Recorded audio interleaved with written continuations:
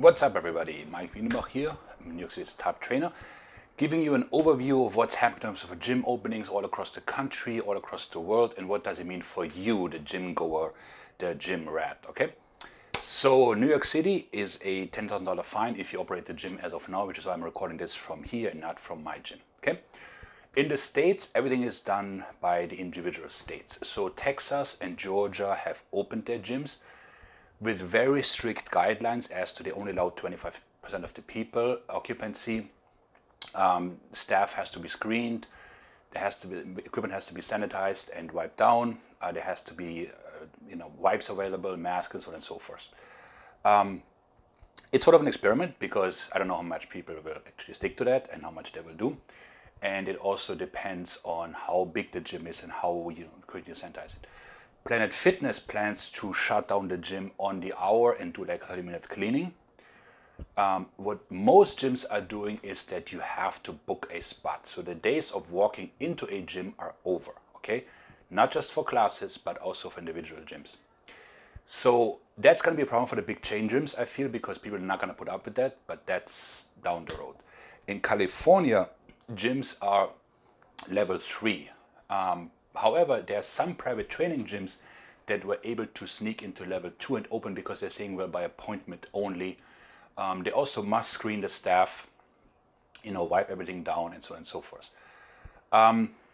Then here, the way it's going to be very strict. I'm hoping our gym falls in the category 2 because we're also rather small and we are by appointment only. Equinox sent out an email that everybody can only train 3 times a week and they have to book the spot in advance. Now, I don't know who's going to pay $250 a month to train at hours that might not fit you, and also who's going to tell you after 60/90 minutes that you have to go away, right? So, I don't know. The interesting part is also the students that offer mainly classes such as Soul Cycle or Orangetheory. What are they going to do?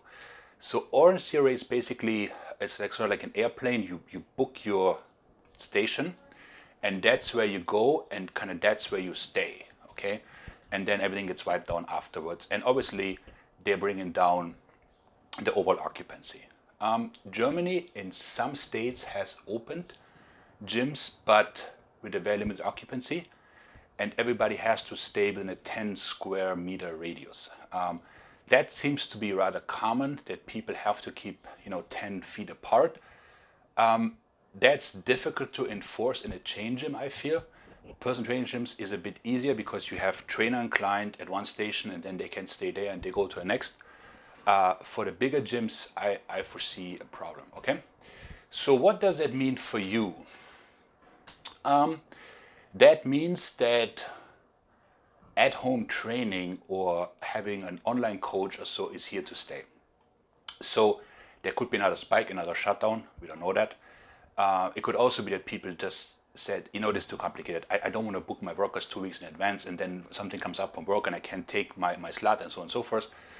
So having some home equipment as soon as the dumbbell cartel lets off and we can actually buy dumbbells again is probably a good idea. That also means that we should all get better at training with limited means, okay?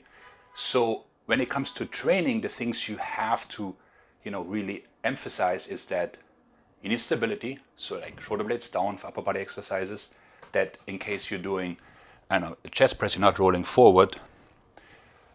For low body exercises, the hips have to be stable. Then activation, which means you must use the muscle that you're trying to train first. Why? Because your body doesn't know bodybuilding or no survival. So in other words, if you're doing a side race, your body's like, oh, there's the tiny middle delt, there's the huge trap. I'm using this. But that's not what you want to do, okay? So you must activate the proper muscle. Then execution, right? So you can have access to a gym or not, doing 100 sets or 1, whatever. The execution is crap. The whole workout is null and void.